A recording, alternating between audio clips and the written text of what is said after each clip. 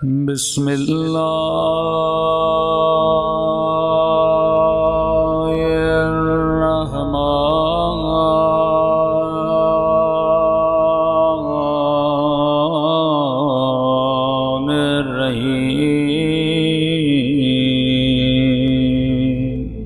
500 century कम वक्त नहीं होता। यानी जो इतने दुश्मन थे जिन्होंने मौला हुसैन का गला काटा, जो इतने दुश्मन थे जिन्होंने 6 महीने के बच्चे पर रहम नहीं किया।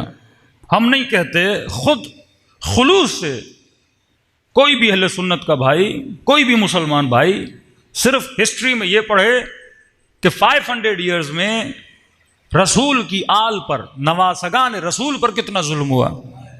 ये तो बात क्लियर है। हसन हुसैन तो किसी से छुपे हुए नहीं हैं। 70 तीर लगे इमाम हसन के जनाजे पे। एक बंदा दुनिया से जा चुका है, उसके जनाजे से इतनी दुश्मनी। मौला हुसैन शहीद हो चुके हैं, सर कलम कर चुके हैं ये लोग, फिर भी घोड़े दौड़ाए गए। हड्डी पसली इन्होंने तोड़ दी अहले बैत अलैहिस्सलातु वस्सलाम की।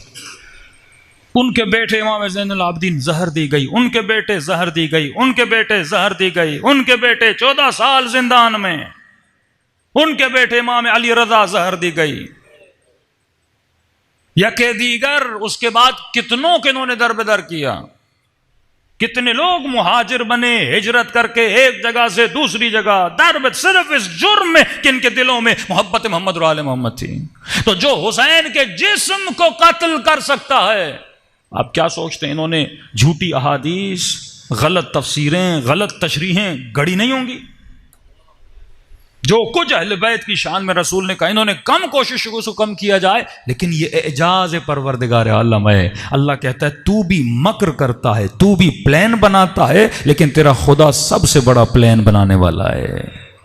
हाँ, इस पे कल गुफ्तगू होगी।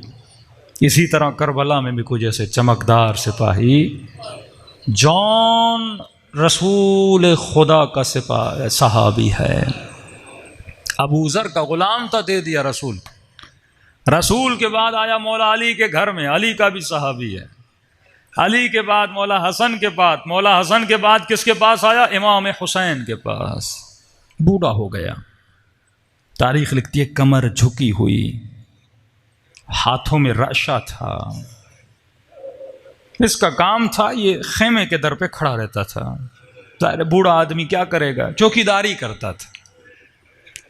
मना करते थे, जॉन तू बूढ़ा है, तूने बाबा की गुलामी की, नाना की गुलामी की, भाई की गुलामी की। यानी मौला हसन हुसैन को इसने अपनी गोदी में खिलाया है, बचपन से इन बच्चों को बड़ा किया है। मौला ज़ैनुल आबिदीन इनकी निगाहों के सामने जवां हुए। ये गुलाम पीर आया इमाम हुसैन के पास, का मौला हुसैन सारे सहाबी जिहाद करने जा रहे हैं, मुझे इजाज़त नहीं दोगे? इमाम ने सर से लेके पांव तक देखा, जॉन तो बूढ़ा हो चुका है। का जॉन करबला में इस वक्त सब पे जिहाद वाजिब है, क्योंकि अगर कोई सुने ना उसके इमाम को कत्ल किया जा रहा है और इमाम ये आवाज दे हल में नासिरन यंसुरना, तो मदद करना हर बंदे पे वाजिब है। लेकिन जॉन, हुसैन ने ये जिहाद तुझसे उठा लिया, मैंने तुझे आजादी दी, जन्नत की गारंटी भी हुसैन ने तुझे दे दी, तो इसी वक्त जन्नती है। जॉन बूढ़ा हो गया है, बुढ़ापे के दिन सुकून से जाके गुजार। बोलो तो किसी को बोलूं तुझे कहीं पे छोड़ के आ जाए? बहुत रोया। इमाम ने कहा नहीं जॉन, तू बाबा की निशानी, नाना की निशानी है, मैं तुझे मरता हुआ देखना नहीं चाहता। कहा मौला मैं आपकी गुलामी छोड़ना नहीं चाहता। कहा अब अगर गुलामी करनी है तो अली ज़ैनुल आबिदीन की गुलामी कर। आया, मौला ज़ैनुल आबिदीन सो रहे थे, खेमे के अंदर आया, मौला के कदमों में बैठ के रोने लगा। इमाम ने कहा बाबा जॉन रो क्यों रहा है? कहा कि हुसैन ने जवाब दे दिया, जिहाद नहीं करने दे रहे, कह रहे तेरे बुढ़ापे के दिन हैं, जा सुकून से रहे, आराम से रहे। कि जब बाबा ने माफ किया तो परेशान क्यों है?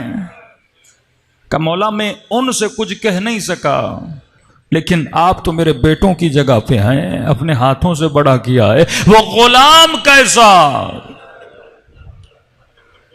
जो आसाइशों में तो साथ रहे, जो खुशियों में तो साथ रहे, पर मुसीबत आए तो साथ छोड़ के भाग जाए। मेरी सिफारिश कर दीजिए अपने बाबा से, मैं मर जाऊंगा ऐसे। बीमार हो के दुनिया से जाना नहीं चाहता, शहीद हो के रसूल के पास जाना चाहता हूं। मेरे आका ने सिफारिश की, हुसैन ने इजाजत दी। अब जाए तो कैसे जाए? इसने कहा शायद इमाम हुसैन को यह लगता है मैं बूढ़ा हो गया हूं। इसने कमर पे कस के कपड़ा बांधा, माथे पे रुमाल बांधा, तलवार निकाली कि मौला अब तो बूढ़ा नहीं लग रहा ना।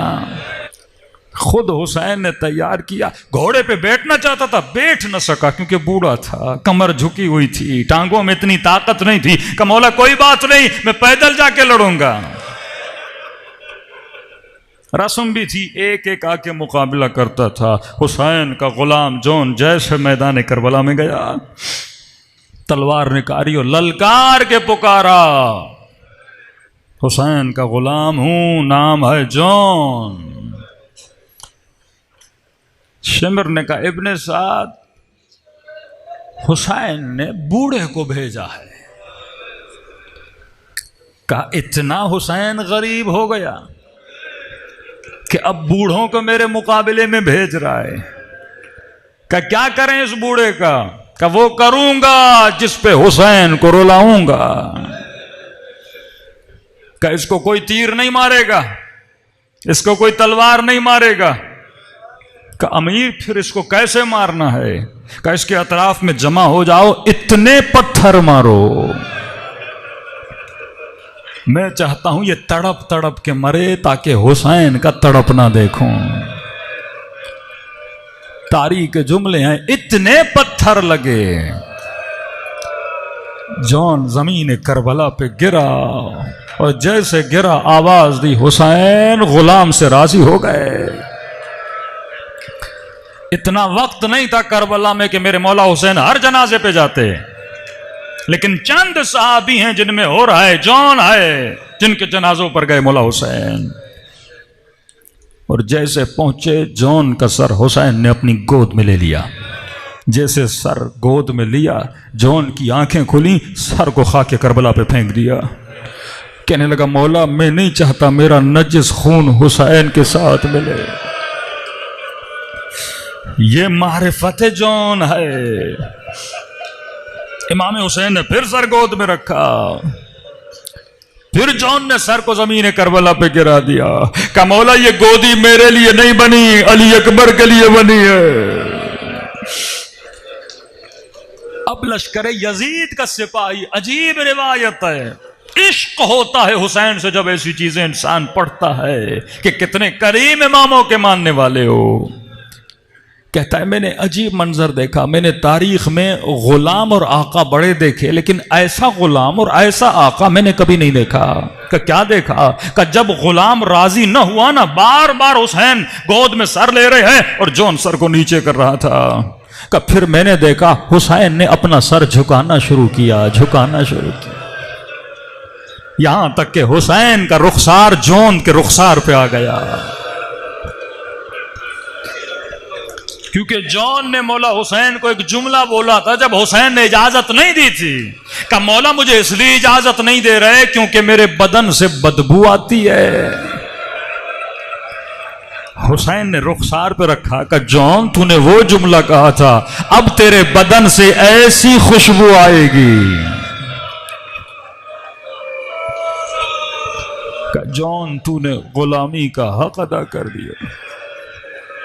ऐसे इमामों के मानने वाले हो, दुआ करो जब बदन से रूह निकले तो हुसैन की ज़ियारत नसीब हो।